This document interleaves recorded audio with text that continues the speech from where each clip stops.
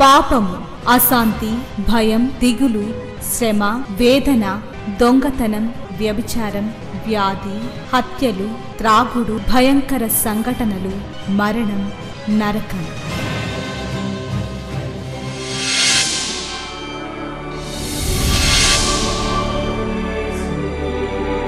సిలువలోనే పాప క్షమాపణ, పరిశుద్ధ జీవితం, ప్రేమ, వాక్య ధ్యానము, నెమ్మది, సహవాసం, నిత్య జీవం. శాంతి సోపానాలు, ఇవి శాంతి ప్రదాత బోధలు. చీకటిలో ఉన్న ప్రజలకు గొప్ప వెలుగు కలుగుటకు, చీకటిలో ఉన్న ప్రజలకు గొప్ప వెలుగు కలుగుటకు, చీకటి నుండి వెలుగునకు నడిపించే సోపానాలు. శాంతి సోపానాలు కార్యక్రమానికి మిమ్మల్ని ప్రేమతో ఆహ్వానిస్తూ ఉన్నాను. ఈ కార్యక్రమాలు మీ వ్యక్తిగతమైన ఆత్మీయమైన జీవితాన్ని దేవుని కొరకు వెలిగించాలని, ఎలాగా దేవుని యొక్క ప్రసన్నత పొందాలో, ఎలా మన సమస్యలను సాల్వ్ చేసుకోవాలో, వీటన్నిటికీ కూడా ఈ కార్యక్రమాలు మీకు దోహదం చేయాలని కోరి ప్రార్థిస్తూ వీటిని మీ ముందుకి తీసుకుని వస్తూ ఉన్నాను. యెషయా గ్రంథం 55వ అధ్యాయంలో కొన్ని వచనాలు చదువుదాం. 6వ వచనాన్ని చదువుతున్నాను. యెహోవా మీకు దొరుకు కాలమందు ఆయన్ను వెదకుడి, ఆయన సమీపంలో ఉండగా ఆయన్ని వేడుకొనుడి. భక్తిహీనులు తమ మార్గమును విడవవలెను, దుష్టులు తమ తలంపులు మానవలను. వారు యెహోవా వైపు తిరిగిన యెడల ఆయన వారి యందు జాలిపడును. వారు మన దేవుని వైపు తిరిగిన యెడల ఆయన బహుగా క్షమించును. యెహోవా మీకు దొరుకు కాలమందు ఆయనను వెదకుడి, ఆయన సమీపంలో ఉండగా ఆయనను వేడుకొనిడి. ప్రతి మనిషి ఏదో ఒక సమయంలో దేవుడి కోసం అంగలారుస్తారు, దేవుడిని వెతుకుతారు. సాధారణంగా సేవకులు అప్పుడప్పుడు ఈ మాటలు అంటూ ఉంటే వింటూ ఉంటాను. మనిషి ఎప్పుడు దేవుణ్ణి తలంచుకున్నా తలంచుకోకపోయినా, జబ్బు పడ్డప్పుడు, హాస్పిటల్లో బెడ్ మీద ఉన్నప్పుడు, తీవ్రమైన సమస్యలు కష్టాలు ఎదుర్కొన్నప్పుడు, ఇక ఏదైనా నేరం చేసి జైలుకి వెళ్ళినప్పుడు, అప్పుడు మనిషి దేవుణ్ణి వెతుకుతాడంట. నేనంటాను, అసలు అప్పుడు కాదు, దేవుణ్ణి వెతికే హృదయం మనకి ఉండాలి. దేవుణ్ణి వెతకడం మన సమస్యల కొరకు కాదు, మన బాధలు కష్టాలు పోవడం కొరకు మాత్రమే కాదు, అసలు మన సృష్టికర్తను తెలుసుకోవలసిన బాధ్యత మన మీద ఉంది. నిన్ను నన్ను సృష్టించిన సృష్టికర్త ఎవరు? ఆయన ఎందుకు సృష్టించారు? ఆ సృష్టికర్తకు నా నుండి కావాల్సింది ఏంటి? చాలాసార్లు క్రైస్తవులు భక్తి ఎందుకు చేస్తారంటే వాళ్ళ సమస్యలు బాధలు పోవాలని చేస్తారు. సమస్యలు బాధలు జీవితాంతం ఉంటాయి. చావు కూడా ఒక సమస్యే. మనిషి పుట్టిన దగ్గర నుంచి చనిపోయే వరకు కూడా ఎన్నో పరిస్థితులు ఎదుర్కోవాల్సి వస్తుంది, ఎన్నో సమస్యలు ఎదుర్కోవాల్సి వస్తుంది, ఎన్నో తీవ్రమైన పరిణామాలతో నుంచి వెళ్తూ ఉంటారు. అనుకున్నవి జరగవు, అనుకోనివి జరుగుతాయి. మనం ఊహించినవి జరగవు, మనం ఊహించనివి జరుగుతూ ఉంటాయి. ఇవన్నీ కూడా మీ జీవితంలో వాస్తవమే, నా జీవితంలో కూడా వాస్తవమే. ఎవరు కూడా కష్టాలు దుఃఖాలు బాధలు కావాలని రావాలని కోరుకో. మనకు వచ్చేవి మనం జయించలేనంత తీవ్రమైన సమస్యలు రావచ్చు. ఆ మాటకు వస్తే మీలో ఎంతోమంది ఎన్నో సమస్యల గురించి చెప్తూ ఉంటారు. కొన్ని హృదయాన్ని ఎంతో కదిలించి వేస్తూ ఉంటాయి. వాటిని గురించి ప్రార్థన చేస్తూనే ఉంటాను. సమస్యలు చెప్తారు కానీ సమస్య తీరింది అని చాలా తక్కువ మంది చెప్తారు. సరే, మీరు చెప్పినా చెప్పకపోయినా మీరు నాకు పంచుకున్న ప్రతి సమస్యని గురించి, వేదన దుఃఖాన్ని గురించి నా ప్రార్థనలో జ్ఞాపకం చేసుకుంటూనే ఉంటాను. ఇప్పుడు మనిషికి అసలు సమస్య ఏంటంటే దేవుడు తెలియకపోవడం. చాలాసార్లు మీ అందరి జీవితంలో, నా జీవితంలో కూడా అయితే చిన్నప్పుడు ఏ సమస్య వచ్చినా, ఏ కష్టం వచ్చినా, జ్వరం వచ్చినా, బాధ కన్నీరు వచ్చినా తండ్రి తలుపు తీసుకొని లోపలికి వచ్చేసరికి అందరూ ఊపిరి పీల్చేసుకుంటాం. ఎందుకు? నాన్న వచ్చారు, అన్నీ చూసుకుంటారు, అదొక ధైర్యం.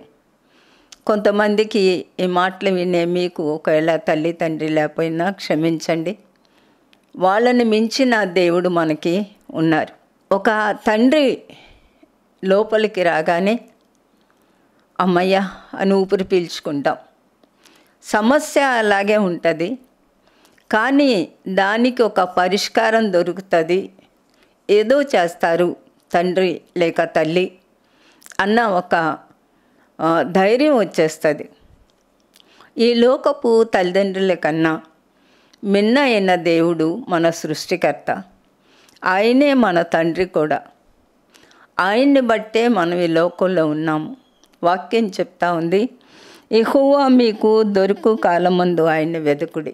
ఈ మాటలు వినే ప్రతి ఒక్కరూ కూడా దేవుడు మనకు తండ్రిగా ఉన్నారా? అసలు సృష్టికర్తను నేను ఎరుగుదునా? దేవుని యొక్క శక్తి నేను ఎరుగుదునా? దేవాది దేవుడు మానవ జాతికి ఒక తండ్రిగా అత్యంత సమీపంగా వచ్చారు. ఆయనే యేసు ప్రభువుగా ఈ లోకానికి వచ్చారు. మీరు ప్రార్థన చేసేటప్పుడు పరలోకమందున్న మా తండ్రి అని పిలవమన్నారు.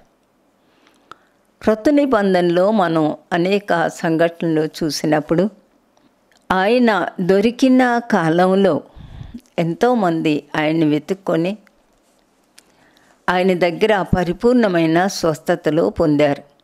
ఈ స్వస్థతల గురించి ఆయన ఎప్పుడూ ఒక స్వస్థత చేసినా కూడా ఎవరికీ చెప్పొద్దు అని చెప్పి పంపేసేవాళ్ళు. ఒక్క సేన అనే దెయ్యాన్ని వెళ్ళగొట్టిన తర్వాత నువ్వు వెళ్ళి దేవుడు నీకు ఎలాంటి కార్యాలు చేశారో చెప్పు అన్నారు. ఈ రోజుల్లో చాలామంది వాళ్ళ గొప్పతనాన్ని, వాళ్ళ యొక్క తలాంతుల్ని ప్రకటించుకునే వాళ్ళే ఎక్కువ మంది ఉన్నారు. విమర్శించడం నా పని కాదు, కానీ ఒక దేవుని బిడ్డగా, ఒక విశ్వాసిగా మనం అనుసరించాల్సిన గ్రంథం బైబిల్. యెహోవా మీకు దొరుకు కాలముందు ఆయన వెదకుడి, ఆయన సమీపంలో ఉండగా ఆయన్ను వేడుకొనిడి. ఎందుకు వెతకాలో కూడా కింద వచనం చెప్పారు. మన అవసరతల కొరకు మన కన్నీరు తుడిచి, మన ప్రార్థనలు విని, మన సమస్యలు తీర్చుకోవడానికి క్రైస్తవులందరూ కూడా దేవుని వెతుకుతారు. ఆ మాటకు వస్తే ప్రతి ఒక్కరూ కూడా ఏదో సమయంలో ఇది దేవుడా, ఇంతకు మించిన దేవుడు ఎవరన్నా ఉన్నారా అని వెతుకుతూ ఉంటారు.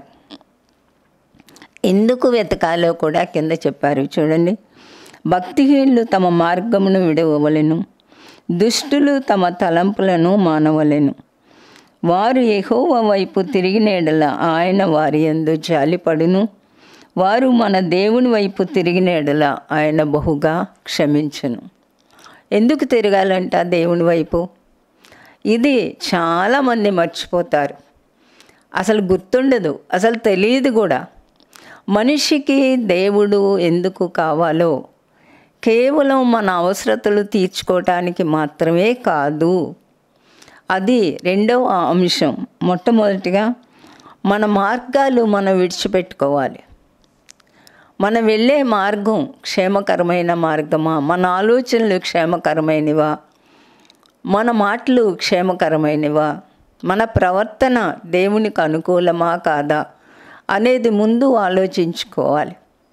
దేవునికి అనుకూలం కాని ప్రవర్తన మనలో ఉన్నప్పుడు మనం దేవుని దగ్గరికి వెళ్ళి మన అవసరతలు తీర్చమని ఏ రీతిగా చెప్పగలం?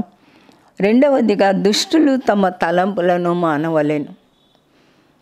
అపవాదికి దుష్టుడు అని పేరు. వాడు అబద్ధికుడు, అబద్ధమునకు జనకుడని ప్రభువారే స్పష్టంగా చెప్పారు. దుష్టులు తమ తలంపులు మానవలెను. ఈ మాటలు అసలు ఎంతమంది ఎవరు ఎలా ఇతరులకు బోధిస్తూ ఉన్నారు ఈ రోజుల్లో?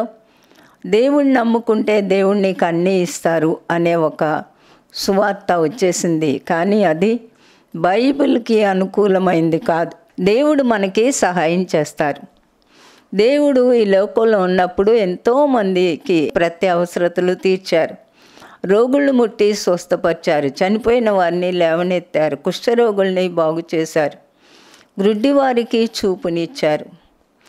అవి మాత్రమే కాదు, ఆయన పాప క్షమాపణ ఇవ్వడానికి ఈ లోకానికి వచ్చారు. దేవుని దగ్గర మనం ఏమి వెతుకుతున్నాం అనేది ఈరోజు ప్రశ్న.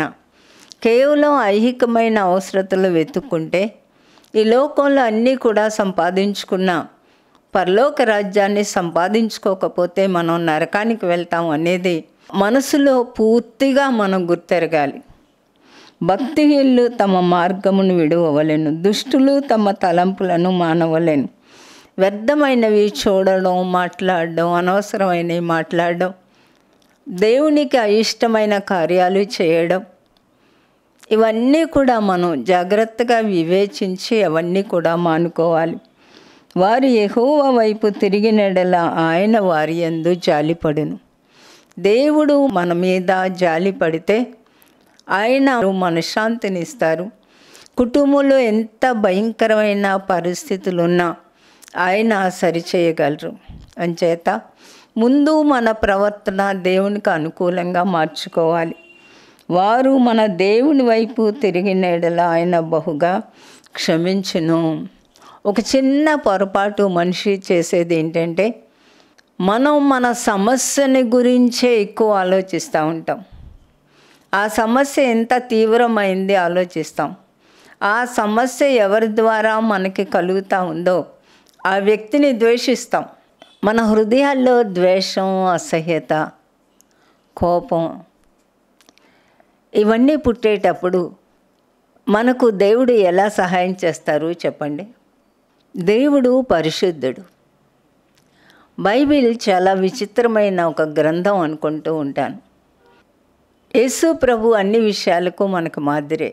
ఇస్కరియోతు యూదా పాదాలు కూడా ఆయన కడగడం ఎందుకో చాలా కొన్ని రోజులుగా నేను ఆలోచిస్తూ ఉన్నాను. ఈ విషయం మా బాబు కూడా వాక్యం చెప్పాడు. నిజంగా దేవుడు మానవుడిగా ఈ లోకంలో ఉండి తన శిష్యులందరి పాదాలు కడుగుతూ ఉంటే ఇది ఎంత విభిన్నమైన సంస్కృతో మీరు ఆలోచించండి. ఆయనే స్వయంగా పళ్ళెంలో నీళ్లు పోసుకొని వరుసనే శిష్యుల పాదాలు కడుగుతూ ఉంటే అలాంటి సంఘటన ఎప్పుడూ కూడా యూదుల్లో జరగలేదు. ఏ ప్రవక్త కూడా చేయలేదు. ఈరోజు మనం అనుకున్న మాట ఏంటి అంటే ఇస్కరియోతు యూదా పాదాలు కూడా ఆయన కడిగారు. నీ పాదాలు నేను కడగనురా, నాకు తెలుసు నువ్వు ఇంకా కొన్ని గంటల్లో నన్ను అప్పగించబోతా ఉన్నావు అనే మాట ఆయన నోట రాలేదు. ఇది ఎన్నోసార్లు నా హృదయాన్ని ఇలా గుచ్చేస్తూ ఉంటుంది. ఎప్పుడైనా ఏమన్నా అన్నప్పుడు, ఎవరి విషయమైనా మాట్లాడినప్పుడు ఒక్కొక్కసారి మనం ఎంతో సహాయం చేసిన వాళ్ళు, మనం ఒక వ్యక్తిని నిలబెడితే ఒక మంచి పొజిషన్లో ఉంటే నువ్వెవరో నాకు తెలియదు అన్నట్టు వాళ్ళు ప్రవర్తిస్తే హృదయానికి ఎంత గాయం. అలాంటి సమయాల్లో టక్మని ఇలాంటి గుర్తొస్తూ ఉంటాయి. దేవుడు జ్ఞాపకం చేస్తూ ఉంటారు, పరిశుద్ధాత్మ జ్ఞాపకం చేస్తూ ఉంటారు, ఆ రీతిగా ఆదరిస్తూ ఉంటారు, బలపరుస్తూ ఉంటారు. ఆ రీతిగా ఆయన అడుగు జాడల్లో మనం నడవటానికి పరిశుద్ధాత్మ సహాయం చేస్తారు. అందుకే వాక్యం చెప్తుంది, యెహోవా మీకు దొరుకు కాలమందు. ఎప్పుడు దొరుకుతారు, ఎక్కడ దొరుకుతారు, ఏ సందర్భంలో దొరుకుతారు అనేది కూడా మనకు తెలియాలి. మనం దేవుని బిడ్డలమే కావచ్చు, దేవుని ప్రేమించవచ్చు, ఎంతో భక్తి చేస్తూ ఉండొచ్చు. కానీ ఒక దారుణమైన పరిస్థితి మన ఇంట్లోనూ మన బిడ్డలకు మనము ఎదుర్కోవటానికి వచ్చినప్పుడు దేవుడు ఎక్కడున్నారు అనే ఒక ప్రశ్న కూడా వేసుకోవాలి. ఆయన అనుమతించకుండా మన జీవితాల్లోకి ఏదీ రాదు. అనుమతించిన దేవుడు కూడా మనతోనే ఉంటారు. శ్రమలో నేను అతనికి తోడై ఉన్నాను అన్న వాక్యాన్ని మనం హత్తుకోవాలి. దేవుడు తోడై ఉండని జీవితం ఎప్పుడూ ఉండదు. నిజంగా మనం ఆయన్ని ప్రేమిస్తే ఆయన మనకు ఎంత సమీపంగా ఉంటారు, అది మనం అర్థం చేసుకోవాలి. నేను దేవునిలోకి వచ్చిన క్రొత్తలో కాలేజీ చదువుతున్న రోజుల్లో నాకేం అర్థమయ్యేది కాదు అంటే చదివేదాన్ని బైబిలు, ఎలా అర్థం చేసుకోవాలో తెలిసేది కాదు. నేను మీకు తోడై ఉన్నాను అంటే ఎలా తోడై ఉంటారు?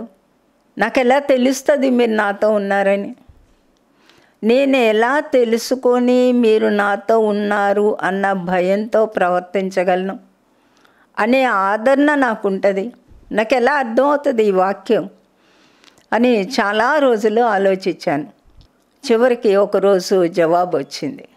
ఎలా వచ్చింది అంటే, ఒక్కొక్కసారి నా మనసు నాకు చెప్తా ఉండేది, దేవుని ఆత్మ చెప్తా ఉండేవాళ్ళు, గాలి నీతో ఉందని నీకు తెలుస్తుందా అనే ప్రశ్న వచ్చింది. అవును, గాలి నాతో ఉందని నాకు తెలుసు. ఎలా తెలుసు ఏంటి? గాలి ఉంది నాతో. నేను శ్వాస తీస్తున్నాను, వదులుతున్నాను. గాలిని నేను ఫీల్ అవ్వగలను. చల్ల గాలి వచ్చినప్పుడు ఎంతో హాయిగా ఉంటుంది. ఈ వెంట్రుకలు కూడా ఎగురుతూ ఉంటాయి, ఆకులు ఊగుతాయి, చెట్లు కొమ్మలు ఊగుతాయి. గాలి, అవును గాలి ఉంది నాతో. అప్పుడు చాలా స్పష్టంగా జవాబు వచ్చింది. గాలి నీతో ఉందని గుర్తెరిగితే గాలిని సృష్టించిన దేవుడినైనా నేను నీతో ఎల్లప్పుడూ ఉంటాను అనడానికి నీకెందుకంత సందేహపడుతున్నావని. ఆ తర్వాత జీవితంలో ఎన్నో సంఘటనల్లో ఆయన నాతో ఉన్నారు అనేది స్పష్టంగా గుర్తెరిగాను. యెహోవా మీకు దొరుకు కాలమందు ఆయన వెతుకుడి. ప్రభువు వారు ఈ లోకంలో ఉన్నప్పుడు అనేక మంది జనసమూహం ఆయనతో కూడా ఉన్నప్పుడు రోగులు ఆయన ఎక్కడ దొరుకుతారా అని చూస్తూ ఉండేవాళ్ళు. ఉదాహరణకు ప్రతి స్వస్థత మనకు ఒక పాఠం నేర్పుతూనే ఉంటుంది. ప్రతి సంఘటనలో మనం నేర్చుకునేవి ఎన్నో ఉంటాయి. దేవుడు ఎక్కడో లేరు, నన్ను ఎందుకు ఇలా వదిలేశారు నా బాధలకి అని ఎవ్వరు కూడా తలంచకండి. ఆయన మనతో ఎల్లప్పుడూ ఉంటారు. నువ్వు నిజంగా మారు మనసు పొంది దేవుణ్ణి అనుసరించే వ్యక్తివైతే దేవుడు ఎప్పుడూ కూడా మనల్ని విడిచిపెట్టారు. ఒక తండ్రి తన బిడ్డలను ఆదరించినట్లుగా ఆదరిస్తారు. అయితే కొంత సమయం మనల్ని ఏదైనా ఒక పరీక్షకో ఏదన్నా ఇబ్బంది అనే కొలిమిలో పెట్టి పరీక్షిస్తారు. ప్రభువారు ఈ లోకంలో ఎప్పుడూ జనసమూహాలతో తిరుగుతూ ఉన్నప్పుడు స్వస్థతలు కావలసిన వాళ్ళు ఆయన వెతుక్కుంటూ వెళ్ళేవాళ్ళు. మత్తయి సువార్త 8వ అధ్యాయం 1-4 వచనాల్లో ఒక కుష్ఠరోగి ఆయన దగ్గరికి స్వస్థత కొరకు వచ్చాడు. ఆయన కొండ మీద ప్రసంగాలు చేశారు. 5వ అధ్యాయం నుంచి 7వ అధ్యాయం వరకు కూడా కొన్ని రోజులు ఆయన మాట్లాడుతూ వచ్చారు. కాబట్టి ప్రభు వారు కొండ మీద మాట్లాడుతూ ఉంటే ఒక కుష్ఠరోగి ఎంత కన్నీటితో ఆయన కొరకు ఎదురు చూస్తూ వచ్చాడో. ఏ వైపు తిరిగితే అటు పరిగెత్తాలి. కొండ ఊహించుకోండి. ఇది నన్ను ఎంతో ఆకర్షించిన ఒక సంఘటన. కొండ ఊహించుకోండి. ఆ కొండ మీద నుంచి మనం ఏ వైపైనా దిగొచ్చు. దేవుడు అత్యంతమైన తన ప్రేమ కనికరాన్ని బట్టి ఈ కుష్ఠరోగి ఎక్కడున్నాడో ఆ వైపే దిగుంటారు అనుకుంటున్నాను నేను. కనికరం కలిగిన దేవుడు, ఆయన సమీపముగా ఉండగానే మీరు వేడుకొనుడి. కుష్ఠరోగి, నీకు ఇష్టమైతే నన్ను శుద్ధినిగా చేయమని అడిగాడు. అక్కడ కొన్ని ప్రశ్నలు మనం వేసుకోవచ్చు. ప్రభువారు, నీకు ఈ కుష్ఠరోగం ఎందుకు వచ్చింది? ఏ దుష్ట కార్యం చేశావు? దేవుణ్ణి తృణీకరించావా? నీకు దేవుడు ఇంత పనిష్మెంట్ ఎందుకు ఇచ్చారు? ఈ కబుర్లు ఏమీ ఆడలేదు. అసలు అతన్ని కించపరిచే ఒక్క మాట కూడా అనలేదు. నీకు ఇష్టమైతే నన్ను శుద్ధినిగా చేయమనగానే, ప్రభు నాకు ఇష్టమే, నువ్వు శుద్ధుడవు కమ్ము. నిజంగా మనం ఆ మాట అర్థం చేసుకొని ఆలోచిస్తే ఖచ్చితంగా కళ్ళం నీళ్ళు వస్తాయి. ఆయన ఏ స్వస్థత చేసినా కూడా నువ్వు ఈ స్వస్థతకు అర్హుడవు కాదు అన్న మాట అనలేదు. నువ్వు ఏం చేయబట్టి నీకు జబ్బు వచ్చింది అనలేదు. ఒక్కొక్కసారి ఒక సమస్య వచ్చినప్పుడు మనం ఎంతోమందిని నిందిస్తాం, మనల్ని మనం నిందించుకుంటాం. కానీ నా సలహా ఏంటంటే, ఒక సమస్య రాగానే దేవుడు నా జీవితానికి ఈ సమస్య ఆయన అనుమతించకుండా నాకే సమస్య రాదు. ఇందులో దీన్ని జయించే శక్తి మీరు నాకు దయచేయండి. మనకి ప్రార్థన విశ్వాసం నేర్పించడానికి, దేవుని యొక్క ప్రేమ క్షమాపణ మనకి నేర్పించడానికి దేవుడు కొన్ని సమస్యలు మన జీవితంలోకి అనుమతిస్తారు. యెహోవా మీకు దొరుకు కాలమందు. దీనికి ఒక సీజన్ లేదు, ఒక రోజు లేదు, ఒక సంవత్సరం లేదు, ఒక టైం లేదు. ఆయన ఎప్పుడూ కూడా మనకు దొరుకుతారు. ఇదే అనుకూల సమయం, ఇదే రక్షణ దినం అనేది కేవలం మారు మనసు పొందటానికి మాత్రమే కాదు, మారు మనసు పొందిన ప్రతి వ్యక్తి కూడా దేవునిలో జీవించడానికి, మన అవసరత బాధ శారీరకంగా కావచ్చు, ఆత్మీయంగా కావచ్చు, మన ఎవరికి కూడా పంచుకోలేని సమస్యలో మనం వెళ్తూ ఉండవచ్చు. ప్రతి విషయానికి కూడా దేవుడు ఎప్పుడు కూడా మనకు దొరుకుతారు. గాలి మనతో ఎప్పుడు ఎలా ఉంటుందో అలాగే దేవుని యొక్క సన్నిధి మనకు ఎప్పుడు దొరుకుతూనే ఉంటుంది. మోషే ఇశ్రాయేలును బయటికి తీసుకొని వచ్చినప్పుడు దేవుడు మోషేను ఎంత గౌరవించి ఎంత ఘనపరిచారు అంటే, మోషే నిమిత్తం ఆయన ఎన్నో అద్భుత కార్యాలు ఇశ్రాయేలు కొరకు చేశారు. ఆ ఎర్ర సముద్రం దగ్గర మోషే మొరపెడతా ఉంటే, మోషే ఎందుకు మొరపెడతావు, వెళ్ళిపో, సాగిపోండి. నేను ఆ సంఘటనలో ఎన్నో పాఠాలు నేర్చుకున్నాను. ఎర్ర సముద్రం అది ఇశ్రాయేలుకు సమస్య కావచ్చు, కానీ అది మోషేకు సమస్య అవ్వలేదు. ఇశ్రాయేలీలు ఆ సముద్రాన్ని చూసినప్పుడు, వెనక తరుముకుంటూ వస్తున్న ఫరో సైన్యాన్ని చూసినప్పుడు అక్కడ ఒక మాట ఉంటుంది. వాళ్ళు దేవునికి మొరపెట్టారు, కానీ మోషేని తిట్టారు. మాకు ఐగుప్తులో సమాధులు లేవా, ఎందుకు తెచ్చావు ఇక్కడికి అని. నేను ఈరోజు చెప్పేది ఏంటి అంటే, ఒక సమస్య మన జీవితంలో వచ్చినప్పుడు మనం ఎలాగ దాన్ని ప్రతిస్పందిస్తూ ఉన్నాం, దాన్ని మనం ఎలా తీసుకుంటున్నాం అనేది చాలా ప్రాముఖ్యమైన విషయం. అన్ని అద్భుతాలు చూసిన ఇశ్రాయేలీలు, మోషే దేవుడు ఈ సముద్రం మనల్ని ఎలా దాటిస్తారు, ఇంకొక అద్భుతం చూడబోతున్నామని చాలా సంతోషంగా ఉంది అని ఒక్కడైనా అన్నాడా అంటే ఒక్కడు కూడా అనలేదు. మరి యెహోషువ కాలేబు లాంటి వాళ్ళు మౌనంగా మోషే ఏం చేస్తాడో చూస్తూ ఉండుంటారు. యెహోవా మీకు దొరుకు కాలమందు ఆయన్ని వెతుకుడే. నా మాట వినండి, ప్రతి సమస్యలో ప్రతి పరిస్థితిలో, అది బాధాకరమైందైనా అది సంతోషకరమైందైనా, ప్రతి సంఘటనలో దేవుడు మనకి దగ్గరగానే ఉన్నారు. దేవుడు ఎప్పుడు కూడా దూరం వెళ్ళిపోయారు, మనల్ని సమస్యలో వదిలేశారు అనుకోకూడదు. ఒక సమస్య వచ్చినప్పుడు మనం పాపము చేయకుండా మనల్ని మనం కాపాడుకోవాలి. ఆ ఎర్ర సముద్రం దగ్గర దేవుడు అన్నారు, సాగిపోండి, జస్ట్ ప్రొసీడ్ అన్నట్టు. ఆ కర్రతోనే కదా అన్ని అద్భుతాలు చేశాడు. నీ కర్ర చాపి ఎర్ర సముద్రాన్ని పాయలు చేయమన్నారు.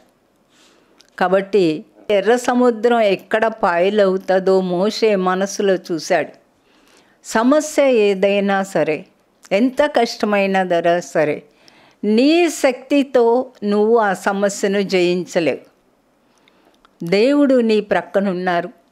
నేను నా జీవితంలో నేర్చుకున్నది ఏంటంటే, ప్రతి సమస్య కూడా దేవుడు మన జీవితానికి ఎందుకు అనుమతిస్తారు అంటే, మనకి ప్రార్థన నేర్పటానికి, విశ్వాసాన్ని నేర్పటానికి, ఆ సమస్య మీద ఒక జయాన్ని మనం తెచ్చుకోవటానికి, సాతాన్ని ఓడించడానికి. యెహోవా మీకు దొరుకు కాలమందు, ఆయన ఎల్లప్పుడూ మనకు దొరుకుతారు, మనకి సమీపంగా ఉన్నారు. ధైర్యం తెచ్చుకోండి, ఎవరు కృంగిపోవద్దు. ప్రార్థన చేసుకుందాం. ప్రేమ కలిగిన మా ప్రియమైన పరలోకపు తండ్రి, మమ్మల్ని ఎన్నడూ విడువను ఎడబాయనని సెలవిచ్చిన ప్రభా, ఈ మాటలు విన్న ప్రతి ఒక్కరిని బలపరచండి, ధైర్యపరచండి, ప్రార్థన విశ్వాసాన్ని నేర్పించండి. మీ పాదాల దగ్గర కూర్చొని నేర్చుకోవటానికి సహాయం చేయండి. అదే సమయంలో ఏ పాపం కూడా చేయకుండా ప్రతి ఒక్కరిని కూడా పరిశుద్ధపరిచి సహాయము చేయమని, ప్రతి ఒక్కరిని మీకోసం ఒక సాక్షిగా నిలబెట్టుకోమని ప్రార్థిస్తూ, ఈ కార్యక్రమాలు చూసే ప్రతి వ్యక్తిని, వారి వారి కుటుంబాలని మీకు అప్పగిస్తూ యేసు నామమున వేడుకుంటున్నాను తండ్రి, ఆమేన్. మహాదేవుడు మన ప్రభువు రక్షకుడునైన యేసుక్రీస్తు కృపా, దేవుని ప్రేమ, పరిశుద్ధాత్మ నిత్య సన్నిధి సహవాసం కూడి వచ్చిన మనందరికీ సదా తోడైండి, నిత్యత్వాన్ని గూర్చిన నిరీక్షణతో కూడిన జీవితాలలోనికి నడిపించును గాక. ఆమేన్. ఎవరు కూడా సందేహించవద్దు, దేవుడు మనకి సమీపంగా ఉన్నారు. విశ్వాసంతో, ప్రార్థనతో ఆయన్ని మనం చేరుకుందాం. దేవుడు మీతో ఉండి నడిపించును గాక. మా address Srimati Joy Sam Benny, Emmanuel church 1-146 S Achyutapuram, Kakinada 4. మా ఫోన్ నెంబర్స్ 944-010-9893 మరియు 0884-237-6793. మరలా ఇదే సమయానికి ఇదే ఛానల్లో మనం కలుసుకుందాం. Thank you.